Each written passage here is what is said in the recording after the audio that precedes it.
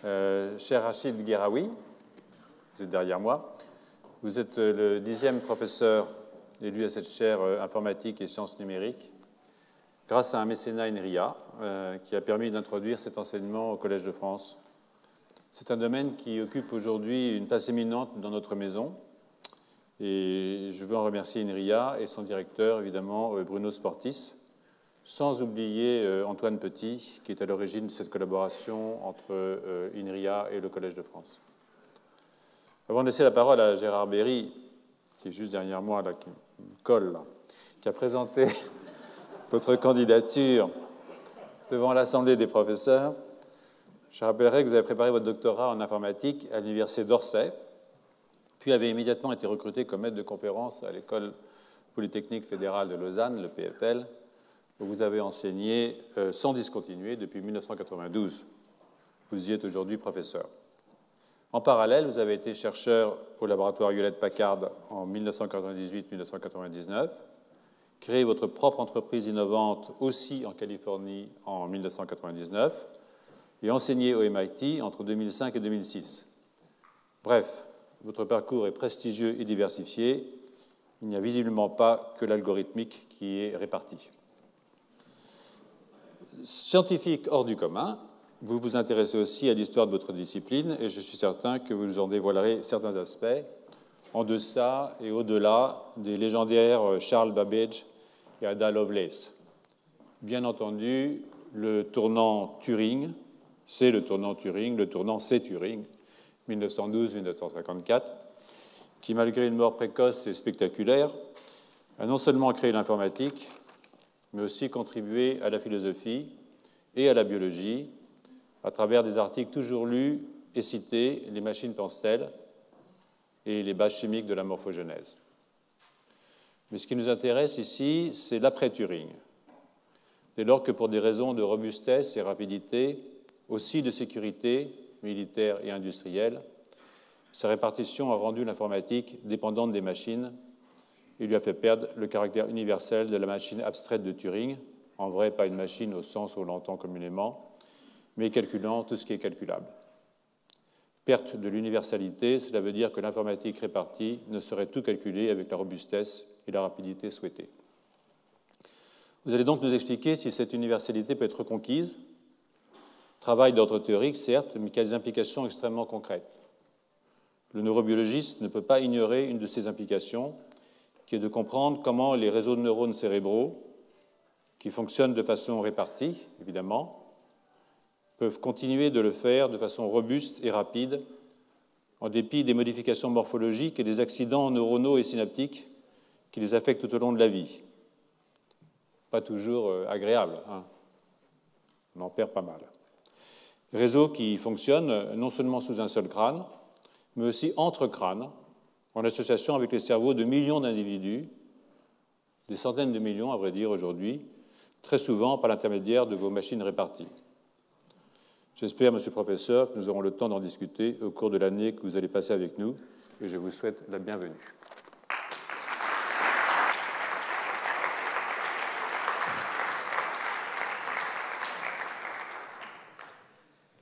C'est pour moi un grand plaisir d'introduire Rachid Gueraoui, professeur à l'École polytechnique fédérale de Lausanne, on l'a dit, que le collège a invité sur cette 10e édition de la chaire informatique et sciences numériques, à moins que je me sois trompé. C'est à vérifier. Sur cette même chaire, nous avons eu dans le passé 3 cours. Ah oui, Rachid est un des plus grands experts mondiaux de l'algorithme réparti, sujet majeur, mais encore pas tellement abordé ici au Collège de France.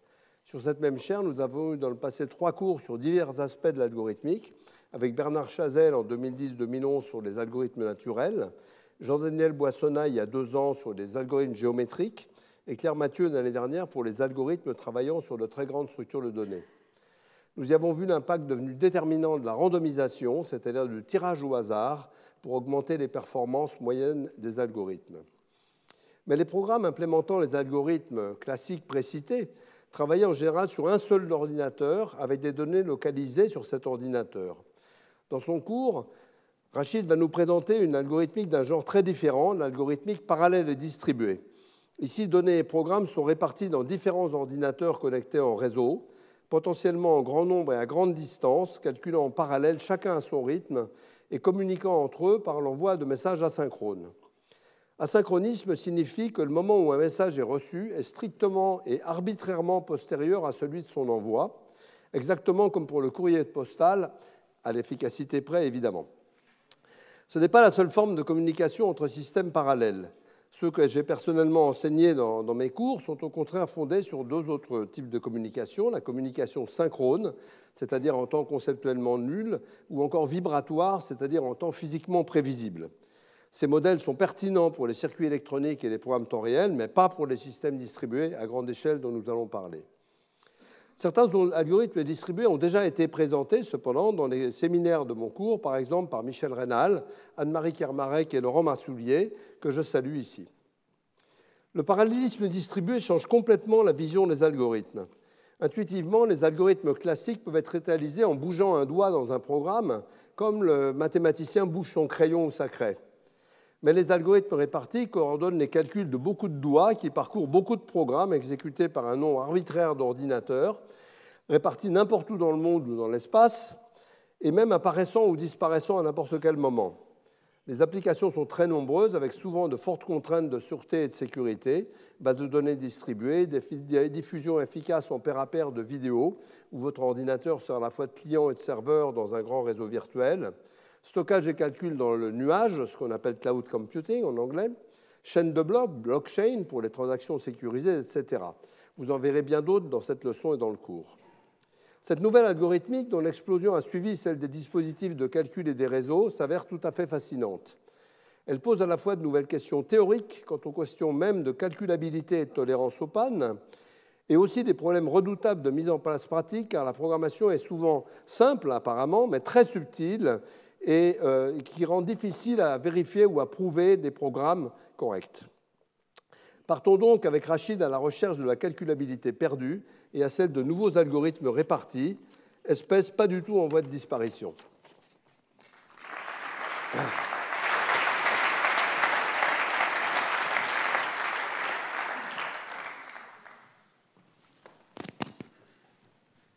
Okay. Cher Gérard, monsieur l'administrateur, chers collègues, chers étudiants, très chers amis, mesdames et messieurs ici présents et sur Internet, c'est un très grand honneur pour moi d'être ici, dans ce lieu chargé d'histoire, et de vous parler d'universalité une semaine après la leçon inaugurale d'Amos Gitaï, qui occupe la chaire de création artistique au Collège de France cette année. Et c'est aussi avec un très grand honneur que je vous parlerai, après mes prestigieux prédécesseurs, 9 manifestement, qui ont occupé la chaire du numérique en collaboration avec INRIA, de vous parler d'algorithmes.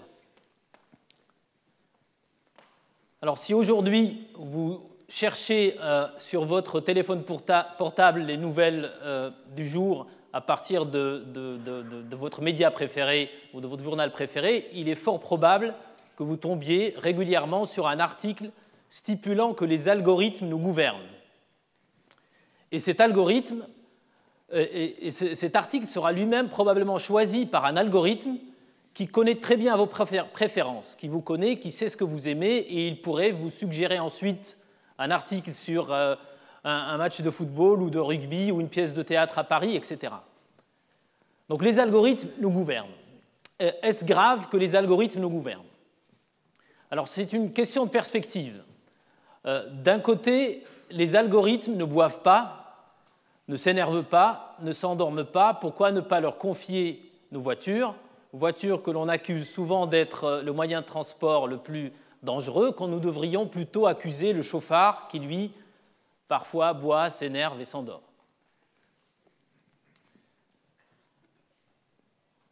Si nous avions pu envoyer au fond des mines des algorithmes pilotant des robots, nous aurions certes raté de grandes œuvres littéraires, mais nous aurions probablement aussi sauvé nombre de vies humaines.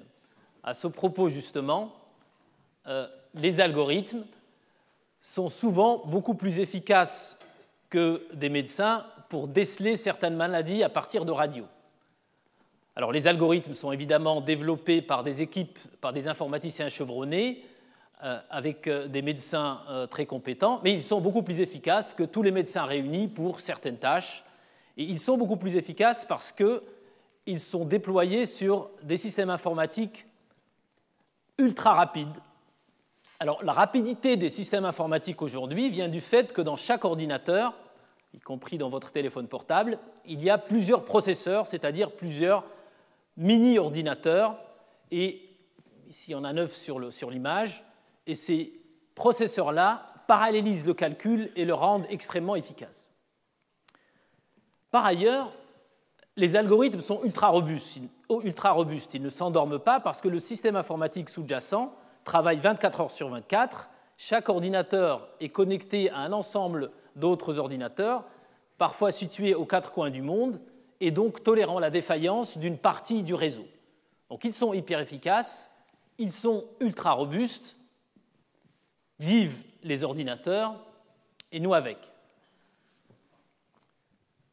Alors pourquoi ne pas transcrire effectivement le savoir des médecins, des avocats, des juges, des architectes dans des ordinateurs sur des algorithmes, des professeurs, non pas des professeurs,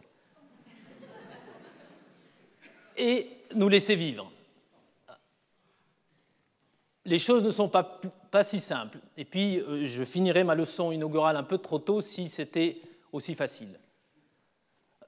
Les choses ne sont pas si simples parce que vous l'avez souvent expérimenté vous-même, vous en avez entendu parler.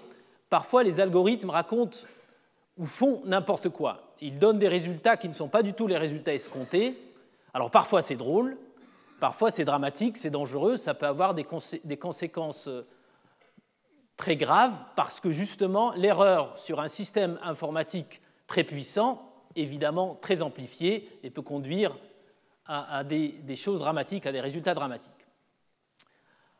Alors on peut se poser la question ici, si nous sommes condamnés, comme nous sommes de toute façon condamnés à un monde algorithmique, si nous sommes condamnés à subir les erreurs des algorithmes, c'est ce que j'appellerais peut-être la bêtise algorithmique naturelle qui, à mon sens, est beaucoup plus dangereuse que l'intelligence artificielle, trop souvent médiatisée et encore du domaine de la science-fiction. La bêtise naturelle, elle est là, on la vit tous les jours. Mais sommes-nous condamnés à subir cette bêtise? Alors, depuis à peu près plus d'un demi-siècle, les informaticiens travaillent sur des techniques de preuve d'algorithmes, de vérification de programmes et de test de logiciels. Ils travaillent sur ces techniques-là pour réduire la probabilité d'erreur et justement pour réduire la probabilité que les algorithmes fassent n'importe quoi. L'école française en particulier est très très forte dans ces domaines. Cela nous permettrait probablement de penser que le monde algorithmique sera plus sûr. Mais comme disent les jeunes sur Facebook, c'est compliqué. C'est plus compliqué. Et c'est compliqué parce que toutes ces techniques dont je vous ai parlé, qui permettent de réduire les probabilités d'erreur, font une hypothèse fondamentale.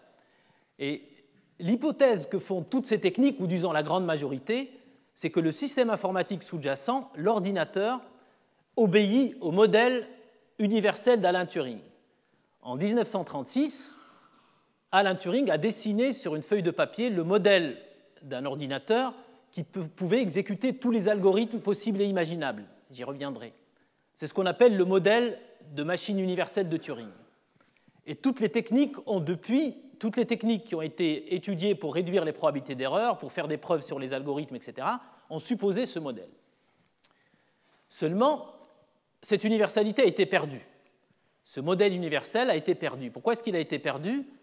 Il a été perdu parce que nous avons connecter les ordinateurs entre eux, des ordinateurs entre eux sur des réseaux infiniment grands ou des processeurs sur des réseaux infiniment petits.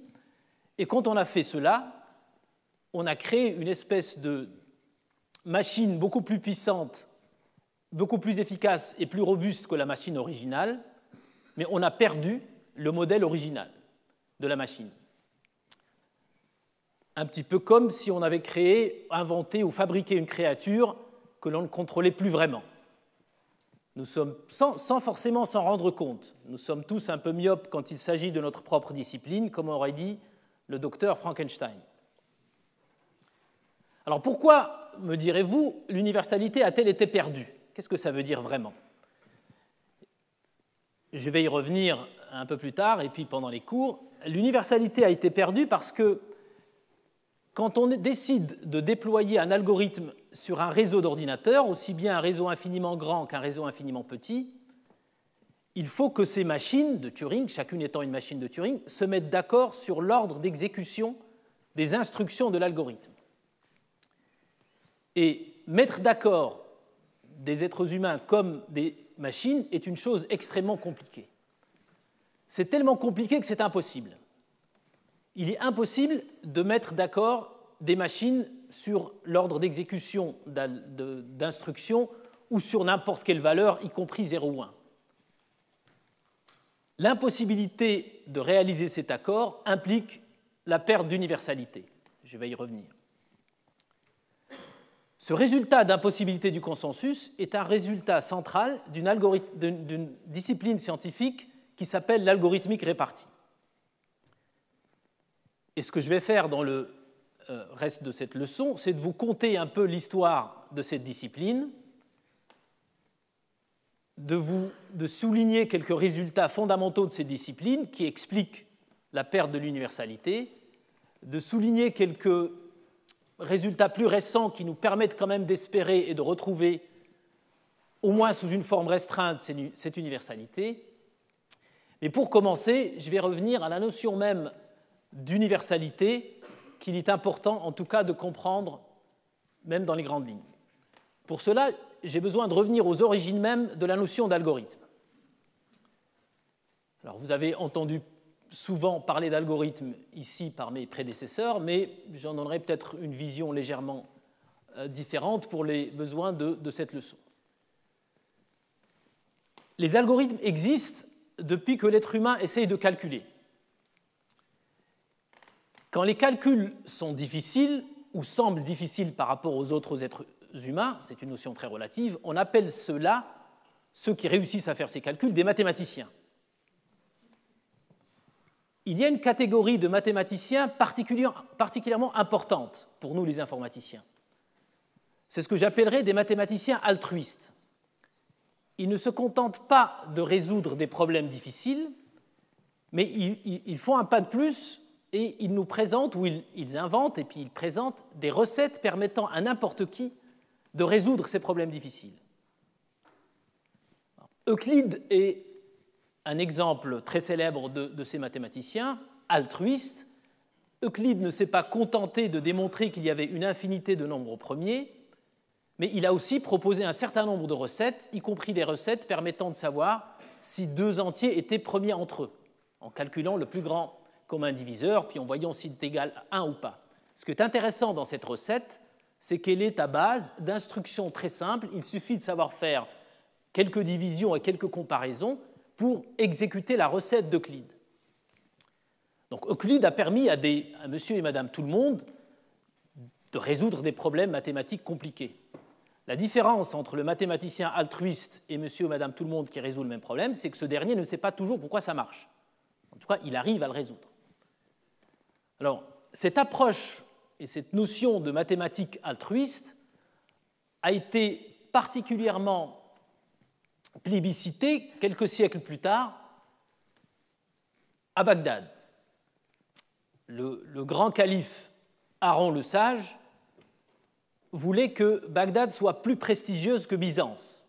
Alors il décida d'y créer une grande bibliothèque et de traduire dans la langue officielle de l'époque, qui est toujours la langue officielle de Bagdad, en arabe, les grandes œuvres que le calife estimait importantes. Parmi ces grandes œuvres, il y avait les éléments d'Euclide. Il demanda à un jeune traducteur qui pouvait lire les éléments d'Euclide de les traduire en arabe. Le jeune traducteur s'exécuta et comprit l'essence des travaux d'Euclide. Le jeune traducteur s'appelait Algorithmie. À la mort du calife, du grand calife Haron le Sage, son fils cadet, devenu calife à la place de son frère aîné qu'il venait d'assassiner, voulut aller plus loin. Il voulait non seulement que Bagdad soit plus prestigieuse que Byzance, mais il voulait que le peuple de Bagdad soit plus instruit, que le peuple de Byzance. Donc il, signe extrême de sagesse, il décida de créer un collège, d'engager des professeurs et de les payer très, très bien. Le jeune Algorithmi était promu au rang de professeur et on lui demanda d'enseigner les mathématiques et de permettre au peuple de Bagdad de résoudre des problèmes mathématiques compliqués. Le jeune Algorithmi, devenu professeur à la cour du grand calife, rédigea entre autres un livre de recettes qu'il appela Algèbre. Alors, parmi les recettes intéressantes dans ce livre, il y en a un tas, mais j'en soulignerai une que vous connaissez tous, la résolution d'une équation du second degré. Alors à l'époque, on n'appelait pas ça comme ça. Le grand calife demanda à son professeur d'enseigner aux hommes de loi des techniques leur permettant de réaliser des calculs d'héritage très justes, en prenant en compte les religions du défunt. Et un propriétaire terrien qui léguait une part de terrain, qui léguait un terrain à ses enfants, posait un problème aux hommes de loi parce qu'il fallait calculer la part qui revenait à chacun en prenant en compte les différentes religions, etc. Donc il fallait en particulier que l'homme de loi trouve la largeur du carré de terrain qu'il allait léguer à chaque héritier, qui s'appelait x, la surface de ce carré étant x carré. Donc il fallait trouver x tel que ax carré, a étant le nombre d'héritiers, alors suivant la religion c'était les frères ou les frères et les sœurs, ou parfois juste les sœurs, etc., donc c'était un paramètre. Bx traduisait un nombre qui dépendait probablement du nombre d'épouses du calife, c'était une espèce d'impôt, et C était la surface totale du terrain. Donc il fallait résoudre cette équation. Il fallait trouver X. À l'époque, la manière qu'utilisaient les mathématiciens pour trouver X s'appelle aujourd'hui les identités remarquables. C'était considéré comme trop compliqué pour les hommes de loi. Alors l'idée géniale d'Algorithmi a été de trouver ce qu'on appelle aujourd'hui le discriminant, B carré moins 4AC, qui, quand on le calcule, machinalement, on arrive à trouver X. Tous les lycéens aujourd'hui exécutent cette recette sans savoir vraiment que derrière, il y a des identités remarquables, il y a tout un tas de trucs, etc. On exécute cela machinalement. Donc, grâce à notre mathématicien altruiste, on peut aujourd'hui trouver X sans se poser trop de questions au niveau des identités remarquables. Alors, comme les hommes de loi arrivaient à exécuter ces instructions de manière machinale et trouver des solutions à des problèmes compliqués, ce qui devait arriva quelques siècles plus tard, c'est-à-dire qu'on confia ces recettes à des machines. Et probablement l'une des premières était celle de Blaise Pascal, qui, voyant son père s'échiner à exécuter des calculs de comptabilité répétitifs et éreintants, lui fabriqua une machine, la pascaline, qui allait exécuter ces calculs à sa place. Alors la machine était beaucoup plus efficace que M. Pascal, elle allait beaucoup plus vite, elle ne s'endormait pas, elle pouvait travailler 24 heures sur 24. Seulement, la machine ne faisait qu'une chose, elle ne savait exécuter que le calcul d'impôt. L'algorithme était soudé dans la machine. Très efficace comme machine, mais très peu universelle. Les êtres humains de l'époque, eux, pouvaient apprendre des algorithmes et les exécuter. La machine de Pascal n'en exécutait qu'un. Mais elle était efficace dans ce qu'elle faisait. Alors, il y a eu d'autres machines du même genre, la machine de Leibniz, etc., qui avaient cette caractéristique d'être hyper spécialisée. Donc, c'était très peu universel comme machine, efficace mais peu universelle. Il a fallu attendre quelques siècles pour qu'un jeune informaticien, j'insiste sur le fait que c'était un informaticien, dessine un modèle de machine qui ressemblait à l'être humain dans le sens où elle pouvait apprendre différents algorithmes au lieu d'avoir un seul algorithme spécialisé. En fait, il y a bien un algorithme dans la machine de Turing, mais l'objectif de cet algorithme est d'en exécuter d'autres. Et on pouvait donc programmer dans la machine universelle de Turing l'algorithme de Pascal, l'algorithme d'Euclide, l'algorithme d'algorithmie, etc. Et on s'est aperçu au fil du temps qu'on pouvait exécuter tous les algorithmes possibles et imaginables. Donc le sens que je donne au mot universalité et le sens que donnent les informaticiens au mot universalité, c'est la capacité d'une machine à imiter l'être humain dans le sens où elle va apprendre, on va lui entrer comme donnée l'algorithme qu'elle va ensuite exécuter. Alors la clé de l'universalité a été que l'algorithme était considéré comme une donnée de la machine. La notion de logiciel, quelque part, remonte à ce temps-là où on a commencé à séparer l'algorithme soudé dans la machine qui exécutait d'autres algorithmes et les algorithmes qu'on entrait dans la machine. 1954, Alan Turing est décédé. Il se suicide traqué par la justice britannique au nom de valeurs peu universelles.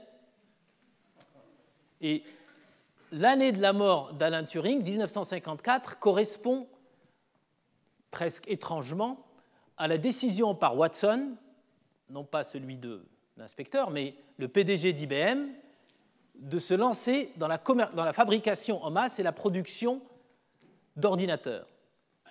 Tous les ordinateurs fabriqués depuis ce temps-là obéissent au modèle de Turing, qui était un modèle universel. Et c'est grâce à cette universalité-là qu'aujourd'hui, on dispose d'ordinateurs nous permettant de faire tout un tas de choses. Autrement, il faudrait aller à la FNAC, demander un ordinateur pour projeter des transparents, un autre pour faire des calculs, un troisième pour streamer de la musique, etc. Donc l'universalité a permis de créer cet outil fantastique qui est l'ordinateur. D'après quelques notes historiques que j'ai pu lire, le mot ordinateur en français signifiait, en tout cas à l'époque, le Dieu qui orchestre les choses dans l'univers. Je ne sais pas si c'est vrai, mais sur Internet, on trouve tout ce qu'on cherche. La notion d'universalité de Turing a permis aussi autre chose de très fondamental.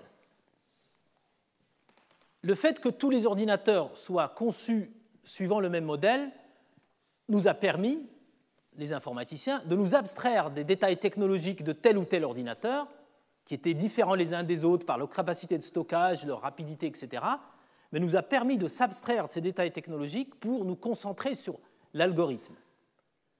Et justement, de créer une science, puisqu'on pouvait réfléchir sur les algorithmes, enseigner les algorithmes, développer des techniques pour prouver qu'un algorithme est correct ou pas, chercher les bugs, comme disait Gérard, dans ses leçons inaugurales, tester le logiciel sur une machine et les développer sur une autre, etc. Et cette universalité-là nous a permis d'envisager un monde algorithmique sûr, sans erreur, à l'époque. Comme je vous ai dit tout à l'heure, cette universalité-là a été perdue. Et elle a été perdue pour deux raisons majeures. La guerre froide et le réchauffement. Et je suis très sérieux. Donc je vais vous expliquer pourquoi la guerre froide et pourquoi le réchauffement.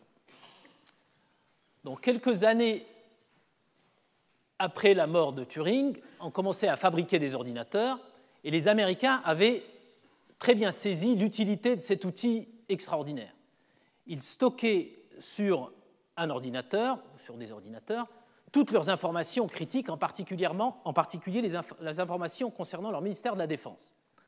Donc leurs installations militaires, les coordonnées de leur...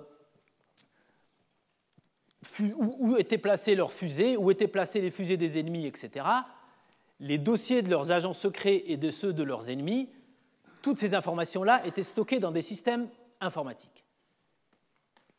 Les Soviétiques étaient un tout petit peu en retard au niveau de l'informatique, mais les Soviétiques avaient des fusées. Et quand ils lancèrent leur Spoutnik, les Américains commençaient à prendre peur en se disant « et s'ils bombardent notre installation informatique, on va tout perdre et on sera bien embarrassé de perdre toutes ces informations critiques. » Donc l'idée assez intuitive a consisté à dire on va dupliquer ces informations critiques sur plusieurs ordinateurs, comme ça s'ils en bombardent un, on continuera avec les autres. Seulement, il fallait connecter ces ordinateurs entre eux pour qu'à chaque fois qu'on met à jour l'un des ordinateurs, par exemple qu'on décide que 007 avait désormais le permis de tuer, il fallait que cette information soit automatiquement transmise sur les autres machines pour être à jour. Un étudiant au MIT, Kleinrock, proposa à l'époque le protocole TCP/IP, ancêtre d'Internet aujourd'hui, et le ministère de la Défense sauta sur l'opportunité pour dire voilà ce qui va nous permettre de connecter les ordinateurs entre eux et de créer l'illusion d'une machine ultra robuste. Alors ce n'est pas qu'une illusion, la machine était ultra robuste, et plus exactement, l'illusion d'une machine de Turing robuste. Donc il faut bien comprendre que l'objectif était d'assurer ou de réaliser l'abstraction d'une seule machine qui était répartie sur plusieurs sites, qui était beaucoup plus robuste qu'une seule machine, mais qui ressemblait et qui obéissait au modèle de Turing afin qu'on puisse exécuter les algorithmes qu'on connaissait à l'époque. Alors, on a commencé à distinguer les notions de client et de serveur. Cette distinction est importante ici. Les serveurs étant des ordinateurs qui stockent les informations critiques et les clients étant des ordinateurs qui permettent d'accéder à ces informations, de les mettre à jour, de les consulter, etc. Donc un général à Hawaï pouvait se connecter sur les systèmes informatiques sur la côte ouest ou la côte est à partir d'un client et puis changer le permis de tuer de 007 en permis poids lourd ou autre chose. Un agent secret en mission à la Torche en Bretagne pouvait aussi consulter ces informations et décider de prêter un pistolet à 007 ou pas. Les deux propriétés importantes qu'il fallait assurer étaient l'atomicité et la robustesse. Ces deux propriétés sont très importantes. Donc les informaticiens de l'époque devaient concevoir des algorithmes répartis, l'algorithme réparti ici étant un algorithme qui a pour instruction élémentaire, en plus des additions, multiplications des instructions classiques, des instructions consistant à envoyer des messages. Donc la notion d'algorithmique répartie est née pour assurer ces deux propriétés de robustesse, tolérance aux défaillances, et atomicité, garder l'illusion d'avoir une seule machine. Seulement, assurer ces deux propriétés n'est pas évident. Et je vais essayer de vous expliquer cela en utilisant quelques dessins très simples. Donc, en algorithmique répartie, on utilise des dessins assez simples. Donc, il y a une théorie qui dit que si on répète souvent aux gens que quelque chose est simple, ils finissent par le comprendre. Donc, ça va être très, très simple. Et je ne vais pas utiliser des dossiers d'agents secrets ou le permis de tuer de 007, mais j'utiliserai des nombres premiers comme étant l'information critique qu'on a envie de ne pas perdre. Donc on a une liste de nombres premiers allant jusqu'à 1000, on va rajouter des nombres premiers quand on va en trouver, et on ne veut pas perdre ces nombres premiers. La raison pour laquelle je prends des nombres premiers, c'est parce qu'ils sont difficiles à trouver quand ils sont grands, je vais l'utiliser ça dans mon prochain exemple, ce qui leur octroie un certain prestige, et je pense qu'ils font plus Collège de France que le permis de tuer de 007. On va prendre des nombres premiers. Donc les serveurs 1 et 2 stockent des listes de nombres premiers allant jusqu'à 1000. Le client 1 est chargé de trouver de nouveaux nombres premiers, et lorsqu'il en trouve, il envoie des messages, donc l'algorithme réparti envoie des messages sur les serveurs 1 et 2 pour mettre à jour les listes des nombres premiers, information critique, qu'on n'a pas envie de perdre. Le client 2, lui, consulte de temps en temps cette liste et reçoit, en réponse à sa demande de consultation, la liste des nombres premiers. Ici, je représente juste le dernier pour simplifier la présentation.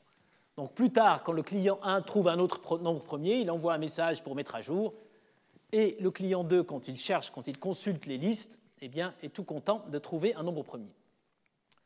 Ce qui est important de noter ici, c'est que nous voulons assurer la propriété ou l'objectif de l'algorithme réparti, c'est d'assurer la propriété de robustesse qui dit que même si l'un des deux serveurs tombe en panne, le client 2 qui consulte ces serveurs peut continuer à trouver ces nombres premiers. Et cela doit être fait sans violer la propriété d'atomicité, c'est-à-dire qu'on a envie que tout se passe comme si nous avions qu'une seule machine. Par exemple, si à un moment donné le client 2 voit le nouveau nombre premier 1013 et puis lors d'une consultation ultérieure ne le voit plus, eh bien, il saurait qu'il ne dispose pas d'une machine unique, universelle de Turing. D'accord ? La propriété d'atomicité doit assurer que tout se passe comme s'il n'y avait qu'une seule machine. Alors, l'hypothèse ici que l'on fait en général, c'est que le réseau est asynchrone. Qu'est-ce que ça veut dire? Ça veut dire que lorsque l'expéditeur envoie un message au destinataire, le message finit par arriver. Donc, il y a des mécanismes de retransmission en cas de perte, etc., mais le mécanisme finit par arriver. Alors, souvent, un message aujourd'hui met quelques millisecondes, parfois il met quelques secondes, parfois il met beaucoup plus, comme a dit Gérard, comme pour le courrier. En tout cas, il met un certain temps, comme le temps que met le fût du canon pour se refroidir. Donc un certain temps, mais il arrive. Donc c'est une hypothèse importante qui permet de représenter un grand nombre de modèles de réseau. Donc nous sommes dans un réseau asynchrone et les informaticiens doivent assurer la propriété d'atomicité et de robustesse qui concerne ici des nombres premiers qu'on stocke sur des listes. Alors, vous l'avez peut-être deviné, les choses ne se passent pas toujours comme on veut. Regardons quelques scénarios, encore une fois, extrêmement simples. Le premier scénario est celui où le client 1 trouve le nombre premier 1013 et met à jour les serveurs 1 et 2. Donc, il envoie ce nombre premier. Le premier nombre premier arrive très vite au serveur 1, puis le deuxième arrive beaucoup plus tard. Le client 2 qui consulte les serveurs reçoit la réponse du serveur 1 et est tout content de trouver un nouveau nombre premier. Plus tard, il revient pour reconsulter les serveurs et cette fois, c'est la réponse du serveur 2 qui arrive en premier et qui pose problème parce que là, on a violé la propriété d'atomicité. Si nous n'avions qu'une seule machine, nous ne pourrions jamais trouver 1013 et puis plus tard revenir un cran en arrière. Ben, vous pourriez me dire ici, je suis sûr que vous vous posez la question, pourquoi est-ce que le client 2 n'attend pas les deux réponses? Bien, il ne peut pas attendre les deux réponses parce que le but est de tolérer une défaillance et comme on ne fait aucune hypothèse sur le temps de communication, il se pourrait que le serveur S1 soit tombé en panne. Donc le client ne peut pas attendre plus qu'une réponse. Il peut attendre un certain temps, mais comme il ne connaît pas la borne de borne supérieure, il ne peut pas attendre indéfiniment. Donc ça c'est un premier petit problème qu'on peut voir apparaître assez facilement, j'espère. Tout se passe comme si un adversaire, qui est une entité purement fictive qui nous permet de réfléchir sur les algorithmes, avait accéléré certains messages, il en avait retardé d'autres pour fourvoyer l'algorithme et violer la propriété d'atomicité. Cette notion d'adversaire est une notion très utile qui nous permet de réfléchir sur les algorithmes répartis et qui nous permet de construire des contre-exemples comme celui-ci. Alors, est-ce que le problème que je viens de vous présenter ici est un problème facile à résoudre? La réponse est non. Il n'est pas facile à résoudre. Si on dispose de deux serveurs, qu'on a un réseau asynchrone et qu'on veut tolérer la défaillance de l'un des deux serveurs, eh bien, il est impossible d'assurer la propriété d'atomicité et de robustesse. C'est un résultat établi en 1995 en 1995 pour mes amis suisses, par Atiyah, Barnoy et Dolev, et dont la preuve n'est pas très difficile à comprendre, bien qu'elle soit difficile à rédiger précisément. Le théorème dit, en gros, si on dispose de n serveurs, on ne peut pas tolérer la défaillance de la moitié.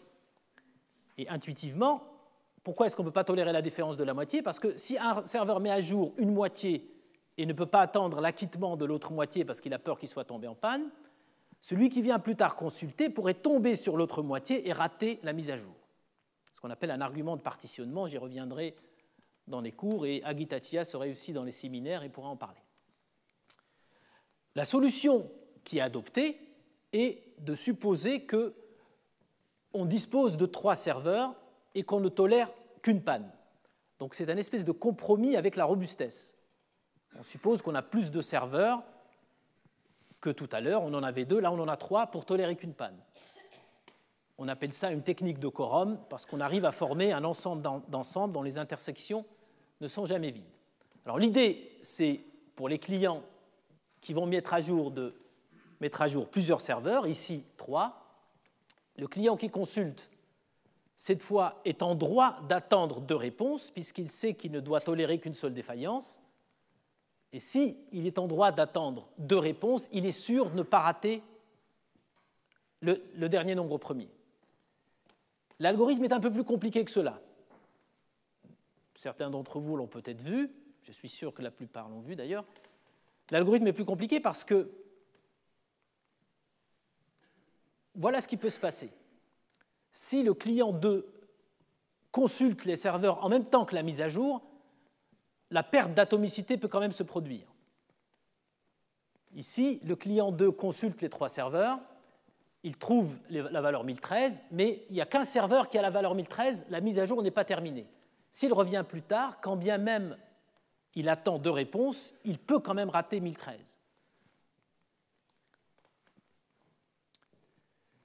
Donc l'algorithme qui marche, en fait, je vous ai dit que cette solution marchait, est beaucoup plus compliqué que ce que je vous ai présenté tout à l'heure. Il faut en fait que le client 2 qui a consulté les 2 serveurs aille mettre à jour 2 serveurs sur 3. Donc ça devient complexe.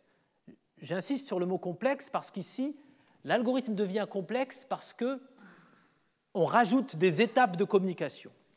Pour éviter de violer l'atomicité, on rajoute des messages. La complexité en algorithmique répartie reflète un nombre de messages envoyés. En algorithmique classique, la complexité mesure l'évolution du nombre d'instructions d'un algorithme par rapport à n, la taille des données.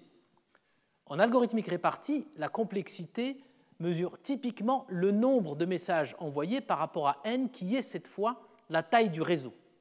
C'est une autre notion de complexité. L'instruction locale est en général considérée comme négligeable.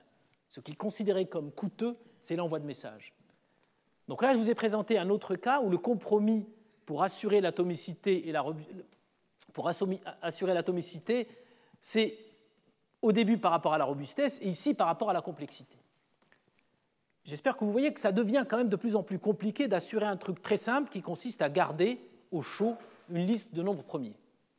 Alors si on va encore un peu plus loin et qu'on veuille cette fois mettre à contribution non pas un seul client pour trouver des nombres premiers, je vous ai dit tout à l'heure que quand ils sont grands, les nombres premiers sont difficiles à trouver, mais supposons qu'on mette à contribution 2 clients et qu'on leur demande tous les 2 de trouver des nombres premiers.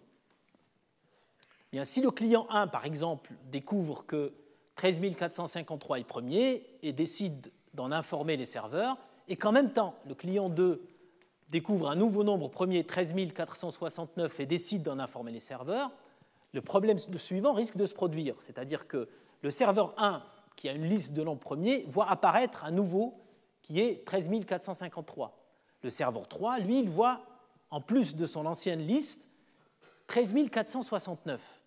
Si un client se connecte sur le serveur 1, il verra une liste A. Si un autre client se connecte sur le serveur 3, il verra une liste B.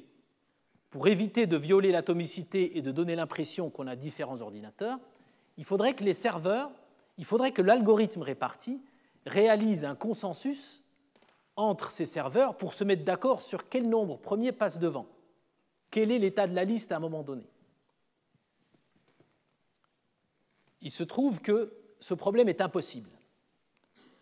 Le problème qui consiste à concevoir un algorithme qui va mettre d'accord un ensemble d'ordinateurs sur, ici, quel nombre premier est apparu en premier, ou de manière générale, se mettre d'accord sur une valeur, est un problème impossible.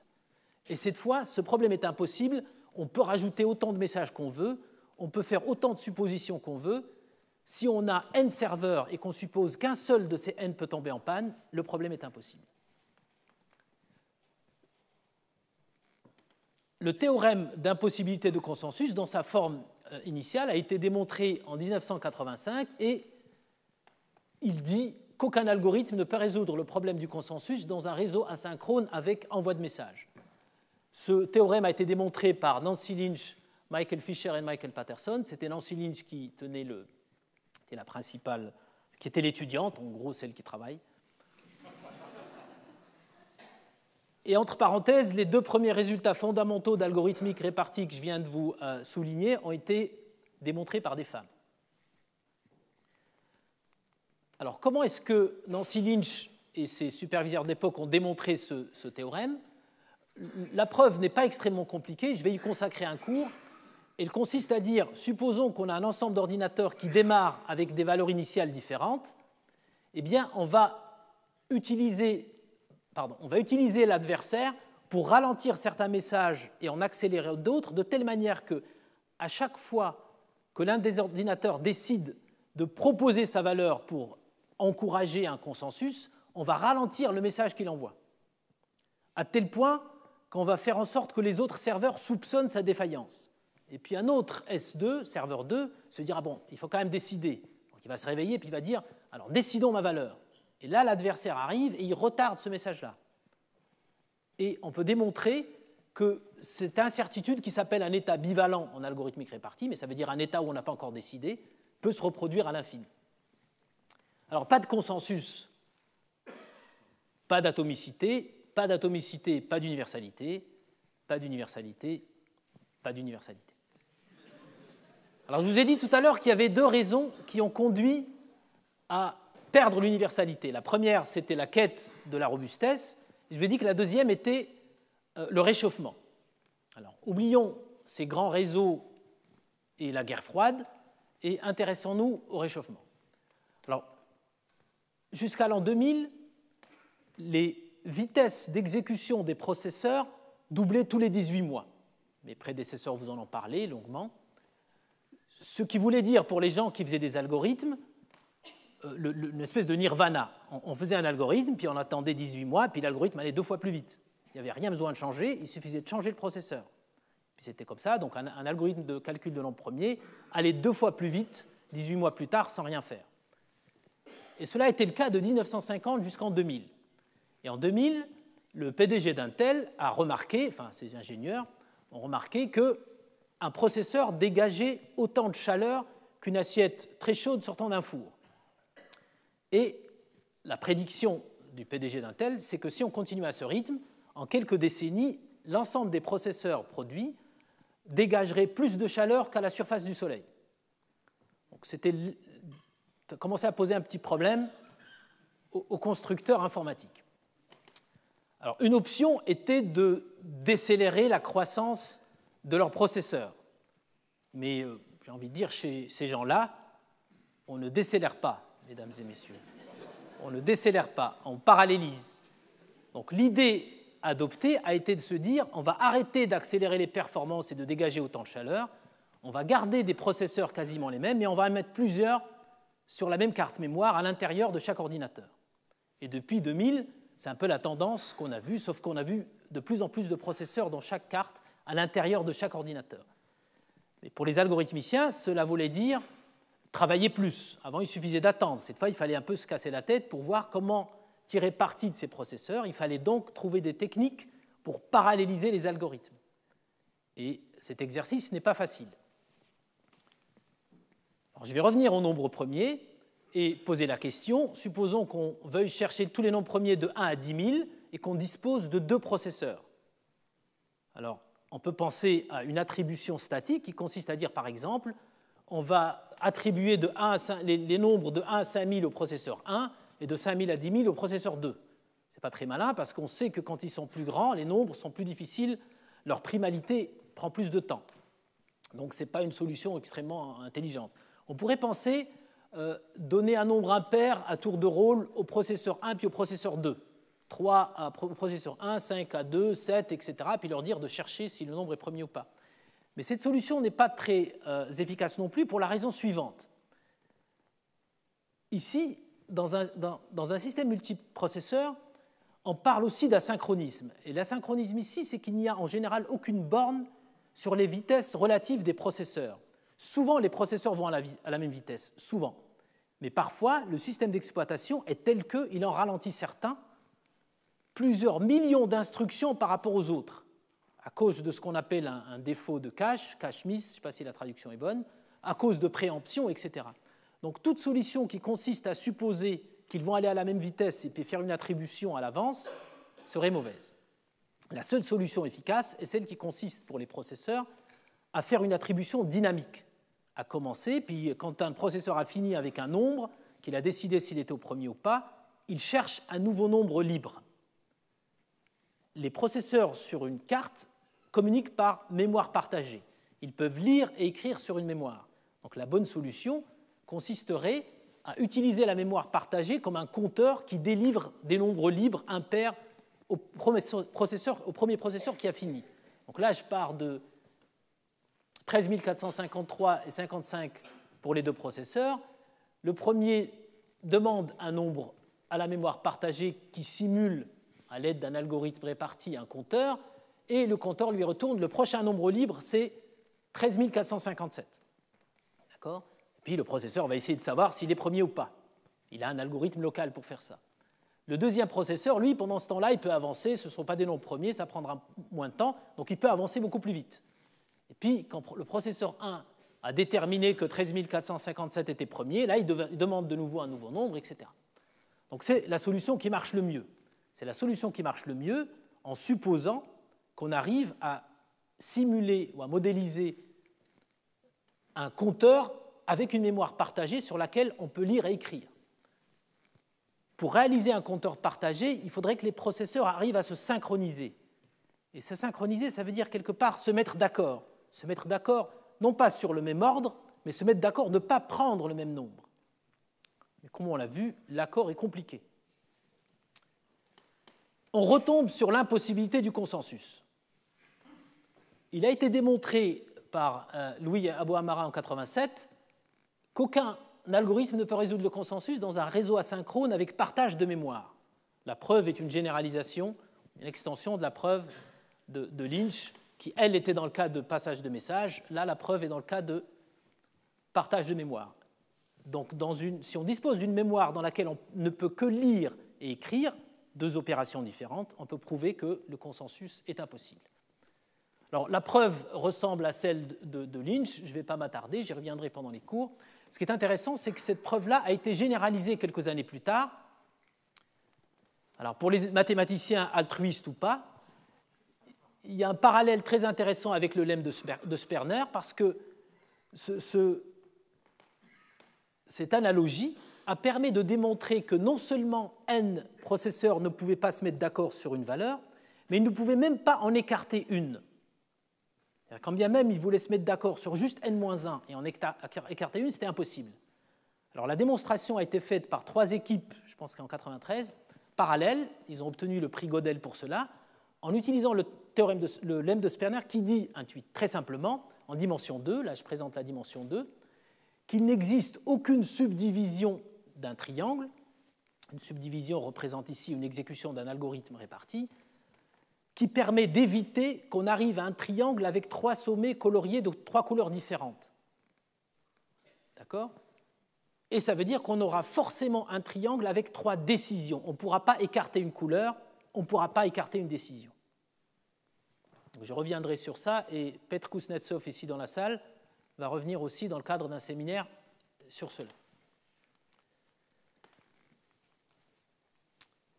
L'universalité a été perdue sans qu'on s'en rende compte nécessairement, parce qu'on a voulu aller vers la robustesse et l'efficacité. On a voulu voir Byzance et on a vu... Je vous laisse finir. L'algorithmique répartie permet d'expliquer pourquoi l'universalité a été perdue. Donc si on s'arrête ici et on pose la question « Est-ce qu'on peut espérer un monde algorithmique sûr ?», la réponse c'est très compliqué.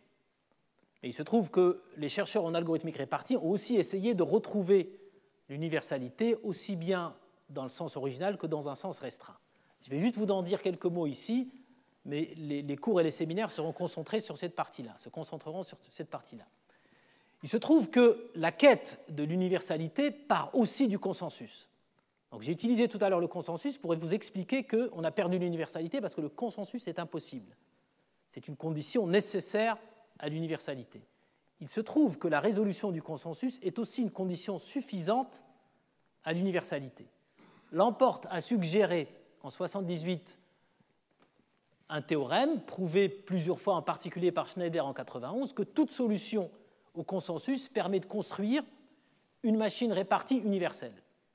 Autrement dit, si on arrive à résoudre le consensus, on peut espérer l'universalité. Mais vous allez me dire, ça nous fait une belle jambe, vous venez de nous expliquer que le consensus était impossible. Revenons sur les impossibilités, les théorèmes d'impossibilité du consensus. Ces théorèmes disent la chose suivante. Dans un réseau asynchrone, avec soit de l'envoi de messages ou le partage de mémoire, le consensus est impossible. Donc arrêtons-nous sur ces hypothèses, essayons de les disséquer un petit peu. La première, elle parle de réseau asynchrone.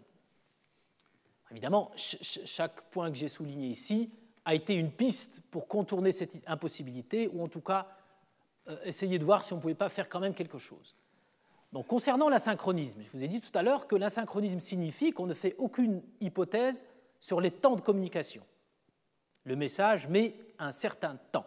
Il va arriver, mais il met un certain temps. Si on suppose qu'on dispose d'une borne supérieure pour les communications, le consensus est assez facile. Je présenterai l'algorithme dans un cours, c'est très très facile. Seulement, cette hypothèse est très forte parce que, comme je vous ai dit tout à l'heure, on peut supposer que la plupart de nos messages mettent quelques millisecondes, certains quelques secondes, d'autres plusieurs jours. Donc il faudrait que la borne soit très grande. Et si on prend une grande borne, ça veut dire que le temps de réaction aux pannes est aussi très grand. On va commencer à s'inquiéter de ne pas recevoir un carton du Collège de France au bout d'un certain temps, qui risque d'être trop grand. Donc cette idée de borne supérieure nous pousse à considérer un temps de réaction pas forcément efficace. Par ailleurs, quand bien même on prend une grande borne, on trouvera toujours un exemple où elle n'est pas satisfaite.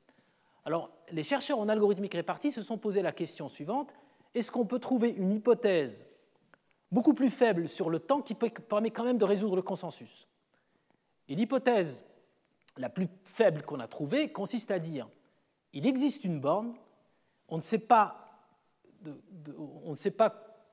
connaît pas cette borne et on ne sait pas quand elle sera vérifiée. C'est comme si on disait un jour la poste française sera la poste suisse, mais on ne sait pas quand. Mais ça va arriver. En attendant, il faut éviter de violer le consensus. Puis le jour où ça sera la poste suisse, on arrivera à résoudre le consensus. Les algorithmes qui résolvent le consensus suivant ce schéma-là s'appellent des consensus indulgents dans le sens où il faut qu'ils pardonnent les erreurs. Ce sont des algorithmes très compliqués. Alors vous avez peut-être entendu parler de l'algorithme Paxos de Lamport. Il y en a eu d'autres développés à l'EPFL, au MIT, à Cornell, etc. Je consacrerai un cours là-dessus. Ce sont des algorithmes très intéressants, mais très compliqués et très complexes. Par exemple, l'algorithme utilisé par Google aujourd'hui, je pense, dans ses centres de recherche, qui est Paxos, fait quelques dizaines de milliers de codes. Donc, comme c'est un algorithme qui est censé assurer la robustesse du tout, une erreur dans l'algorithme, ça la fout un peu mal. Donc, plus il y a de milliers de lignes de code, plus c'est suspect. Donc, on sait que c'est possible avec des hypothèses relativement faibles sur le temps, mais on sait aussi que c'est compliqué. Je vous ai aussi dit que l'impossibilité du consensus repose sur le fait qu'on dispose d'un média de communication, d'un médium de communication, par partage de mémoire ou envoi de messages. Il se trouve qu'on peut parfois utiliser d'autres médias qui permettent de contourner cette impossibilité. Par exemple, l'impossibilité du consensus en mémoire partagée repose sur le fait que les actions d'écriture et de lecture sur la mémoire sont des actions séparées. Si on les regroupe et qu'on rajoute une opération test en une seule opération hardware, on obtient ce qui s'appelle un compare and swap. On peut comparer et modifier, alors on peut contourner l'impossibilité du consensus et on a une opération universelle. Le problème, c'est que ces instructions-là, le code qui est présenté représente le compteur de tout à l'heure dont je vous parlais. Il est impossible en mémoire partagée classique, mais là, on peut le faire. Mais le temps passé avec cette instruction-là est très grand. Donc les solutions au consensus sont soit très coûteuses en termes de messages, soit coûteuses directement en temps d'accès à la mémoire. Il y a une autre approche qui a été explorée, qui est celle de restreindre le consensus. Alors, intuitivement, il est plus facile de se mettre d'accord à 2 qu'à 3. Il est plus facile de se mettre d'accord à 3 qu'à 4, etc. À un extrême, il faut se mettre d'accord à n. À l'autre extrême, il faut se mettre d'accord tout seul. Pour les machines, c'est facile de se mettre d'accord tout seul. Pour les humains, c'est peut-être un peu plus compliqué. Mais pour les machines, c'est facile.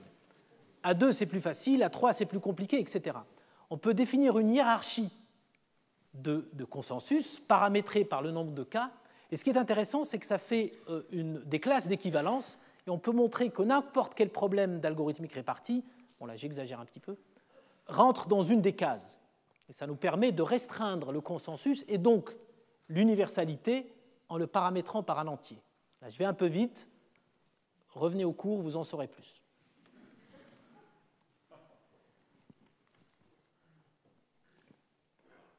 Il me reste quelques minutes, permettez-moi de vous dire tout ce que je ne vous ai pas encore dit. En particulier, j'ai supposé un adversaire, une entité fictive qui ralentissait certains messages et en accélérait d'autres. L'algorithmique répartie s'intéresse aussi à des adversaires qui ne font pas que ça, mais qui aussi introduisent des bugs, voire contrôlent certaines des machines. On parle d'adversaires byzantins. Et il y a toute une sous-catégorie d'algorithmique répartie qui s'intéresse à la tolérance aux défaillances byzantines. La plupart des résultats que j'ai présentés s'appliquent avec parfois quelques modifications, mais en gros, on garde la même trame. J'ai aussi pris comme exemple les nombres premiers. Alors, certains d'entre vous, je suis sûr, ont dû se dire, mais on s'en fiche un petit peu de perdre 1013 ou de voir 1009 et puis 1013 plus tard, etc. Mais imaginez que ce soit le cadastre qu'on est en train de numériser et que c'est l'acte notarial de votre maison que vous voyez disparaître. Ça serait un peu plus inquiétant. Vous avez aussi entendu parler de Bitcoin et vous avez aussi entendu sûrement parler de situations où on avait perdu des millions ou gagné des millions. Eh bien, c'est le même genre de problème qui se pose, qui explique, même genre de scénario, ce n'est pas très différent, qui explique ce genre de situation. J'aurais pu prendre des exemples d'intelligence artificielle. Aujourd'hui, l'intelligence artificielle est principalement distribuée. La plupart des algorithmes sont distribués. Souvent, on fait des moyennes d'agrégation. Et dès qu'on s'écarte ou qu'il y a une panne ou un adversaire malicieux qui introduit des valeurs extravagantes, le tout s'écroule. Il y a des chercheurs dans la salle qui travaillent sur le sujet, en particulier des étudiants à l'EPFL. Je vous ai présenté l'algorithmique répartie comme une discipline scientifique qui étudie des technologies. Elle étudie des ordinateurs en réseau, c'est-à-dire des fabrications humaines. Il se trouve que l'algorithmique répartie peut permettre aussi de modéliser des phénomènes naturels. Si vous pensez par exemple au clignotement des lucioles à la tombée de la nuit, dans certaines régions, on peut voir des lucioles clignoter. Au début, le clignotement est complètement désordonné. Et par miracle, au bout d'un certain temps, ils se mettent à clignoter en même temps, de manière complètement rythmée. Et on peut se poser la question, en tout cas si on est biaisé comme moi, comment est-ce qu'elles arrivent à résoudre ce consensus? Quel algorithme réparti est exécuté par les lucioles qui disposent comme moyen de communication juste de flash entre les lucioles? Comment est-ce qu'ils arrivent à résoudre le consensus comme ça? Si on pense à un banc de poissons, par exemple, il est parfois étonnant de voir les poissons prendre une forme effrayante pour faire peur à un prédateur, ou au contraire décider de passer par un trou trop petit pour le prédateur. Et là aussi, on peut se poser la question, quel algorithme est exécuté par ces poissons pour prendre telle ou telle décision? Comment font les poissons pour ne pas se toucher quand ils rentrent dans un trou? Il semblerait qu'il y ait un algorithme réparti hyper efficace. Même chose pour les réseaux de neurones. En général, on prend des décisions cohérentes, même si on a perdu quelques neurones. Ça semble fonctionner. Quel algorithme robuste et atomique est exécuté? Des collègues à l'EPFL essayent de modéliser le cerveau en utilisant des milliers, voire des millions de processeurs et semblent se poser des questions proches de l'algorithmique répartie. Alors, les abstractions qu'on développe en algorithmique répartie permettraient peut-être de modéliser ce genre de phénomènes. Ce qui nous permettrait peut-être aussi d'envisager de nouveaux réseaux et peut-être de nouvelles formes d'universalité pour aller vers un monde algorithmique plus sûr. Merci de votre attention.